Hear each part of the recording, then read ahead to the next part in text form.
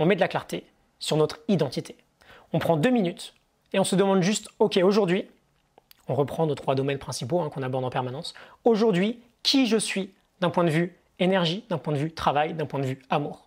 Salut à toi, c'est Jenny, je te souhaite la bienvenue dans ce nouvel épisode. J'espère que tu vas bien. Je vais prendre un peu de temps aujourd'hui pour te parler des 20 premières minutes de chaque journée, d'à quel point elles sont déterminantes, en tout cas pour moi.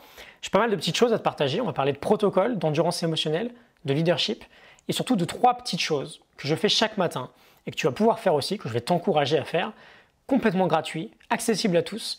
3 choses qui, pour moi, font vraiment la différence en fait entre une bonne journée, une journée qui va plutôt très bien se passer, et une journée qui va démarrer un peu moins bien. D'où est-ce que vient ma réflexion? Je partage souvent cette idée du protocole. On a tous des bonnes ou des mauvaises journées.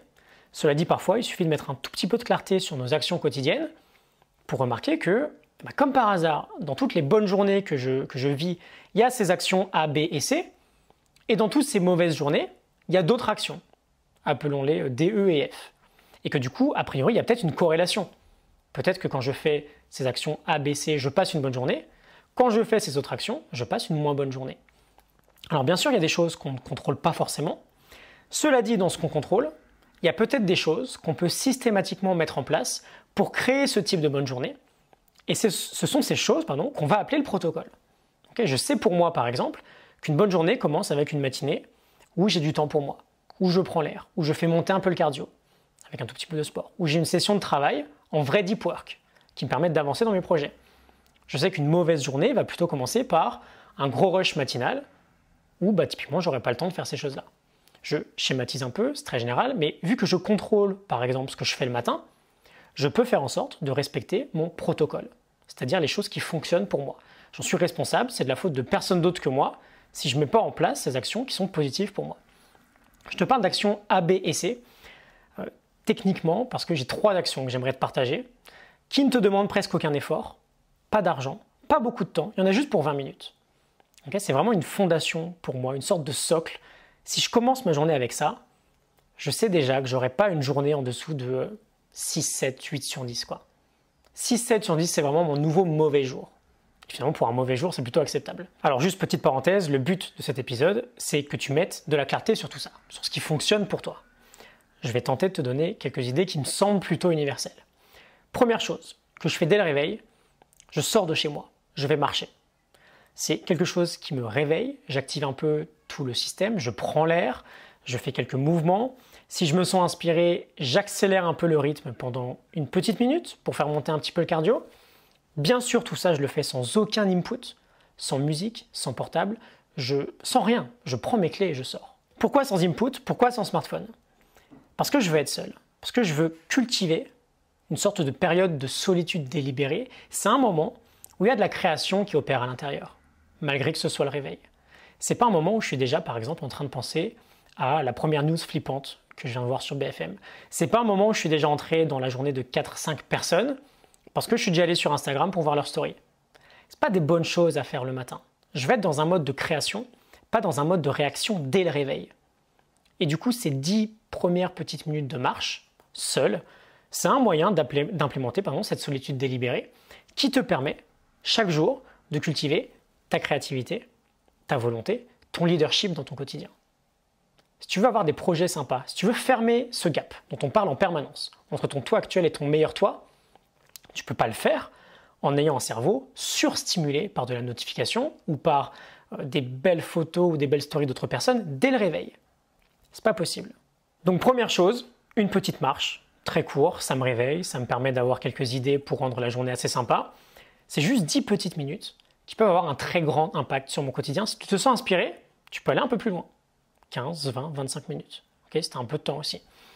Et si tu te sens vraiment inspiré, mais là on va créer un peu d'inconfort, donc c'est peut-être pas idéal pour commencer à implémenter ce type de pratique, peut-être pour plus tard. L'hiver va arriver là, ou en tout cas il va faire de plus en plus froid, on est début octobre, on ne part pas vers l'été tout de suite, on ne sort pas hyper couvert. On s'autorise un peu à avoir un peu froid, on impose ce petit stress, ce petit inconfort à notre corps, parce que si dès que les températures baissent un peu, on sort les blousons, on sort les écharpes, on va mettre notre corps dans un certain confort. Et bien sûr, le moment qui arrivera dans l'hiver où tu vas sortir, il fera très froid, tu n'auras pas mis ton écharpe, tu vas attraper la crève. Okay, parce que tu ne seras pas prêt à ce froid-là. 10 minutes le matin, sans trop se couvrir, c'est un bon moyen de stimuler le système à l'intérieur. Okay, donc là, on est sur les 10 premières minutes. Les 7-8 minutes qui vont suivre, quand je rentre, c'est encore un moment où je cultive mon attention, ma volonté, ma concentration. Je sais que c'est ce qu'il y a de plus important dans ma journée, c'est ma séance de méditation quotidienne. Et là encore, c'est très simple. C'est juste un moment de silence où on entraîne son esprit à revenir à un ancrage, comme la respiration. Rien de plus que ça. Dès qu'on part dans une pensée, on revient à sa respiration. Il y en a plein qui me disent « Gianni, ok, c'est cool, mais j'arrive pas, ça ne fonctionne pas pour moi. Je suis nul à ça. C'est pas pour moi. » Personne n'est nul. Personne n'y arrive pas. Pourquoi? Parce qu'il n'y a pas de petit scoop, il n'y a pas de méditation ratée ou réussie. Si tu prends le temps, tu as réussi. Si tu prends 10 minutes pour essayer de méditer, tu as réussi. Ton job, c'est juste de progressivement remarquer de plus en plus qu'effectivement, à tel moment, tu es parti dans une pensée. C'est tout. On ne se prend pas la tête et on revient. Okay? Et tu le fais ne serait-ce qu'une minute chaque matin, c'est déjà génial. Une minute, 4 longues respirations de 15 secondes, tu crées déjà un impact dans ton quotidien sur le long terme. Et enfin, troisième petite activité, on met de la clarté sur notre identité. On prend 2 minutes et on se demande juste, ok, aujourd'hui, on reprend nos 3 domaines principaux qu'on aborde en permanence.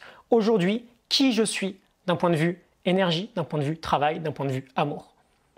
Aujourd'hui, par exemple, je suis un sportif de haut niveau. Je suis un coach exemplaire dans mes actions.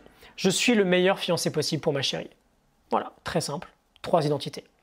Et je définis une seule action qui va faire que je vais vivre ma journée en cohérence avec ces 3 identités-là. Je choisis peut-être précisément de faire cet entraînement-là. Je choisis de faire cette session de deep work-là. Je choisis d'accorder ma pleine présence dans le dialogue dans mon couple aujourd'hui. 3 identités, 3 actions pour retranscrire cette identité dans la vraie vie. Et quand on fait ça, ces 3 actions-là, ces 3 exercices-là, ces 20 premières minutes-là, surtout avant d'allumer son smartphone ou avant de se mettre dans un mode de réaction, on crée une base qui est vraiment très solide. On a mis une intention sur qui on veut être, sur ce qu'on veut faire.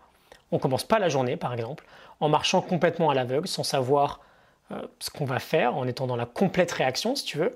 On s'est donné un moment pour penser en se réveillant en extérieur, et on s'est donné un moment pour progresser sur notre concentration, notamment avec la méditation et avec toutes les vertus supplémentaires que ça apporte. Ok?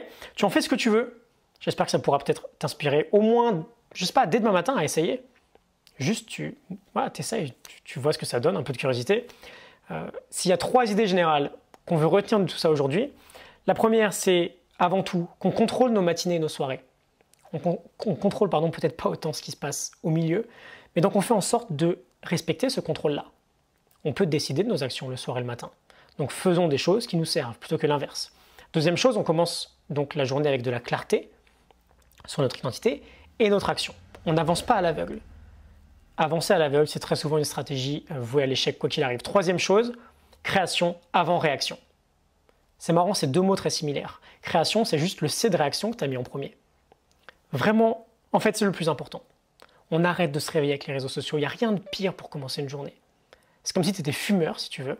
Et le tout premier truc que tu faisais au réveil, c'est d'allumer une cigarette. On sait que c'est pas terrible. Je conclue avec l'endurance émotionnelle. Du coup, qu'est-ce que c'est? C'est notre faculté à maintenir une sorte d'équilibre. Quand par exemple, on a un coup de moins bien, on veut voir comment on réatteint tout de suite, le plus vite possible, l'équilibre. Comment le plus vite possible, on peut revenir à un état plus sympa, plutôt que de se laisser complètement sombrer. Et si on veut développer une endurance émotionnelle qui est intéressante, on veut connaître son protocole. On veut savoir ce qu'on fait de bien dans une bonne journée, on veut savoir ce qu'on ne fait pas bien dans une mauvaise journée. Et on veut y accorder dans les mauvaises journées encore plus d'attention. Parce que justement, on va un peu moins bien. Ce qui va nous permettre petit à petit de revenir à l'équilibre le plus vite possible. Par exemple, si tu es fatigué, la pire des choses à faire, c'est peut-être de succomber à de la malbouffe. Parce que tu es déjà fatigué. Tu as peut-être passé une mauvaise nuit, tu es pour pas grand-chose. Mais ça va t'enfoncer encore plus. Alors oui, c'est plus dur de prendre une bonne décision sur la nourriture quand on a mal dormi, par exemple. Mais c'est d'autant plus dans ces moments-là qu'on veut faire gaffe à tout ça. Si on veut maintenir cet équilibre-là. Okay, j'espère que ça te parle, que ça t'inspire. N'hésite pas à t'abonner si c'est le cas. J'envoie un mail chaque matin pour t'aider à optimiser ta vie et actualiser ton potentiel. Tu as le lien en description si tu es intéressé. Tu pourras te désabonner à tout moment, bien sûr. Donc n'hésite pas si tu veux essayer, c'est gratuit. Vois comment tu peux implémenter tout ça rapidement, si jamais ça t'inspire pas mal. Et je te retrouve très vite pour un prochain épisode. À très bientôt, salut.